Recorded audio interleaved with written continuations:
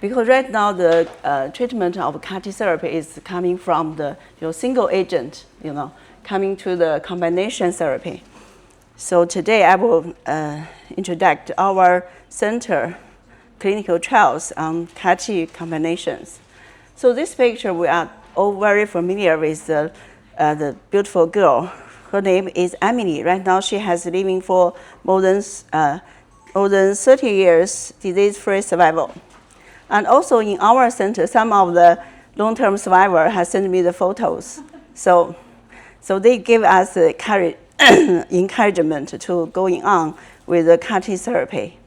So this is a short introduction of what we do in our center. So we just carried out more than 400 patients CAR-T treatment, including the single target CAR-T, dual CAR-T, and sequential CAR-T infusion, and also combination of CAR-T with stem cell transplantations, molecular target therapy, and also with vaccines. So this is the long-term survival of our patient. The 8 years OS is about 48%. And this is the BAL patient. 8 years survival is about 33%. And for the long-term survival of NHL patient, the 8 years survival is about 63.5%. So it's better than the B lymphoblastic leukemia. So there is a high incidence of the CAR-T treatment. Generally speaking, about 40 to 50% of the patients will relapse after CAR-T single agent treatment. So we will come out our ways to how to resolve the problem of relapse. So this is what we have do in our department. We have do the CAR-T combination with the DC vaccines, combination with TKIs, and with allogeneic bone transplantation. And also for the lymphoma patient, we combine with BTKI, and also with dual CAR-T and the CAR-T combined with HDAC inhibitors. So let's look at the clinical trial we have carried out for CAR-T combined with DC vaccines. This DC vaccine is EPS8 vaccine. EPS8 is a tumor antigen that is highly expressed in relapsed leukemia patients. So we use a DC vaccine boost the CAR-T proliferation. So it can make the CAR-T cell proliferate and last for a long time and turn into the memory CAR-T cells. And also it has stimulate CAR-T cells to secrete cytokine and helps the CAR-T cells to kill the leukemia cells more effectively, increase about 30% of the lysis of the leukemia cells. So we just to carry out the clinical trials. After the CAR-T treatment, we combined with 4 times of EPS8 vaccines. So this is we have selected 12 patients, and 8 patients was enrolled in our clinical trial. Half of the patients has relapsed from allogeneic bone marrow transplantation, and all of them are very high risk with IKZF1 mutation, TP53 mutation like this. So the vaccine is very safe. So it not increase the CRS or ICANS. And the CAR-T cells can re-expand after vaccine infusion and achieve the very deeper molecular remission. So, and also prolong the CAR-T expansion. So the median duration of the CAR-T is from 32 days increase to 36 days. So a big increase, I think. So also prolonged the patient, the survival time. So the LFS has increased from 267 days to 469 days, and also increased the OS. So I think the combination of the vaccine with CAR-T is not only 1 + 1 is more than 2. It's just a very strong boost of the CAR-T cells. So I think the combination of the cell therapy with another cell, just the CAR-T with DC, CAR-T with NK and all stuff, I think it's a big improvement. This is just a very typical case. This is a 28-year-old male with ALL. He has relapsed from the allogeneic bone transplantation. So if we can do the second transplantation and we can also do the CAR-T cell therapy, we choose to do the CAR-T cell therapy. After the CAR-T cell therapy, we give him 4 times of DC vaccine. So right now, this patient has lived a LFS for more than 7 years. So very happy life. And also the CAR-T remains detectable in vivo at 476 days.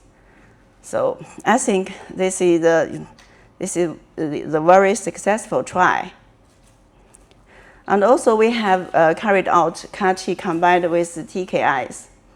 The TKIs is promote the memory phenotype and reduce the exhaustion in activated CAR-T cells. And also it enhances T cell cytotoxicity and extends survival in mouse model. And they have the third nice effect. They suppresses cytokine release syndrome and elevates CRS in vivo. So this is the data we have in our department. We can see the CAR-T combined with TKI has increased significantly the OS of the patient.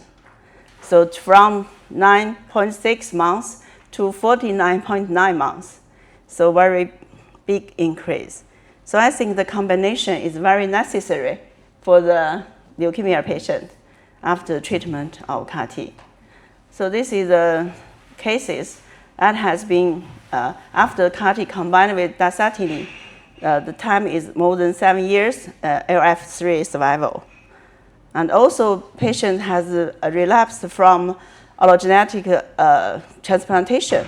We have to CAR-T cell therapy and use ponatinib as a sustained maintenance therapy, so that the patient is in a sustained CR. And also CAR-T with stem cell transplantation. I don't like to do the CAR-T with stem cell transplantation because the patient after CAR-T therapy is very susceptible to the infection. And if we do the allogeneic transplantation, some of the patients is with severe infection, like CMV infection, 1 time, twice, and 3 times. So I don't like to do this. So I don't think it is a very good choice to combine CAR-T with allogeneic bone marrow transplantation. We only do for the patient who has relapsed more than twice. If he has 3 times and relapse, a very, very high risk.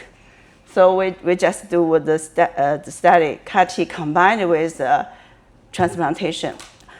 The combination decreased the relapse rate significantly and prolonged the survival of the patient, LFS and OS. But I don't think it's a good choice. We may find new ways to do the combination for the very high-risk patient. And also, if the patient has relapsed from the allogeneic bone marrow transplantation, we can use the donor CAR-Ts as a salvage treatment. We have to do this kind of clinical trials and also get some nice results. Has increased the patient's EFS versus DOI. So it's about better choice for than the DOI. And also it decreased the acute GVHD versus DOI. So I think it's a better choice. This is a Zhujiang Hospital protocol for high-risk BAL patient. So I think combination therapy is very, very important for leukemia patient after the treatment of CAR-T. We cannot just let the patient go, If we don't do the combination, I think the 8-year survival is only about 30%. if we do the combination, it can increase to 80%. I think there is a very big gap. We should do this combination therapy. For the NHL patient, for lymphoma patient, we do the CAR-T combined with BTKI. I think in a lot of centers, they do this kind of the clinical trials. So this is what we do. After the CAR-T infusion, we start from the 1 month and combined with Zabtini for 20 years. So not so many patients enrolled into this, but the results is good. The 1-year PFS is 83 and 1-year OS is 100%. Only 1 patient relapsed. So this combination has increased the duration of the CAR-T in the patient. So it helps to maintain the patient from relapse. So that is all the patients' PET-CT scan. So most of them remain complete CR. So CAR-T with CAR-T. This is what we do in very high-risk patients. If the patient we think is not responsible to only CD19 CAR-T, we do with dual CAR-T. Dual target CAR-T. So the long-term survival of the dual CAR-T is not as good as we have think. 8 years OS is 43, so not significantly increased. And for the acute leukemia patient, 8 years survival is 33.6. So it's not as good as we expected to be. For the NHL patient, 8 years survival is 50%. So I think why it failed our expectation, because for the doctors, they are all very nice. For the patient, the selection of the patient, just to select the patient, we think it will fail the CD19. So for the patient we selected for dual CAR-T is much more difficult. So the results is like this. So dual CAR-T increases the efficiency of the CAR-T cell, increase the patient's response to the CR rate. It has increased to 100% like this. But the duration remission is not very good as we have expected. So we have do some of the patients with relapsed leukemia. So after the dual CAR-T, we still do the maintenance with TKIs. So the patient has a very good survival, more than 6 years. And also some patients still on our observation. What we have really interested to do is the most difficult kind of the patient, and that is the central nervous system leukemia. So we have to do the CD19 combined with CD60 dual targeted CAR-T therapy. So the patient has get a CR within 1 month and in a very long time of remission.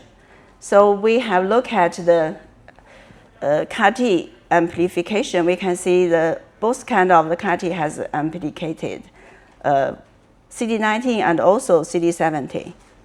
And did not increase the CRS or icons. So it's a very safe treatment.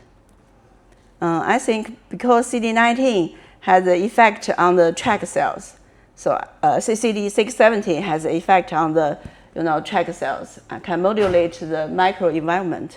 So we are still carry on this kind of the clinical trials. We hope it will get good results.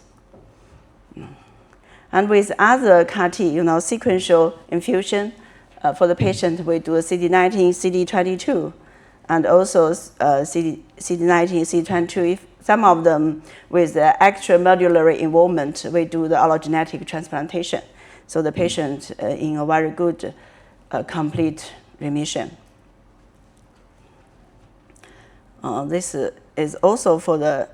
Right now we are doing, so I think when should we do the sequential CAR-T infusion? I think we need to some very clear indication. So we choose ctDNA-guided early CD19 CAR-T reinfusion in relapsed and refractory lymphoma patient, especially for the patient with central nervous involvement or very huge, bulky lymphoma, just very high tumor burden. We think only one infusion is not enough. We should use a second infusion. Right now, we have enrolled 9 patients, especially 4 patients with CNS involvement. 3 of them achieved very good results. Some of the, use the first injection of the CAR-T, they have the PET-CT show us it's CR, but for the ctDNA in the central nervous, it's still positive in the central nervous fluid.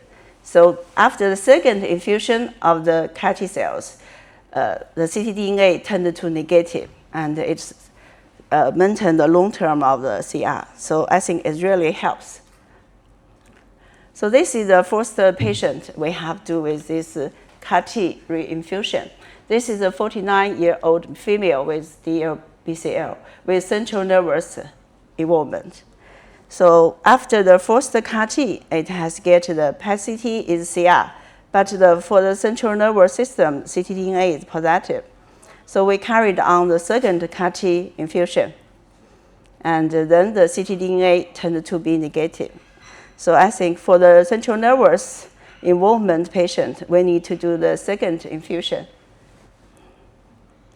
And also we have to do a multi-center retrospective study with CAR-T, relapse after the CAR-T, what should we do to do the salvage treatment? We do CAR-T combined with HDAC inhibitors. This is a 4-center data. 55 patients with relapsed and lymphoma patient, which posted the CD19 CAR-T. So with the chitamide-based salvage therapy, it has a higher ORR and the CR rate.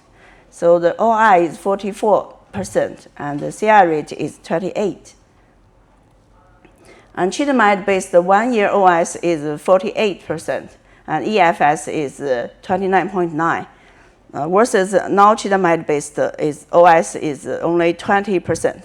So I think it may help if the patient is not suitable for the bispecific antibody treatment and not suitable for the allogeneic bone marrow transplantation. We might choose the chitamide-based salvage therapy. So this is the patient we had relapsed from the CAR-T. So we use the chitamide-based salvage therapy, and right now it lived a complete remission, more than 44 months. And this one is also more than 36 months. So I think some of the patients, especially patients with EZB subtype, is suitable for the chitamide salvage treatment. So this is our center. We have carried on several interesting clinical trials. And also right now we are doing some in vivo CAR-T clinical trials, but just the begin. So next time I hope we can show you the data. And also we have to do some basic CAR-T research, especially for the central nervous lymphoma microenvironment. And we have tried to convince some very super CAR-T which can solve the very pain point of our clinical treatment. And also the 4 center, these 3 centers have given us very support to do the retrospective study of our 4-center treatment with CAR-T combined with HDAC inhibitors. So thanks to everybody.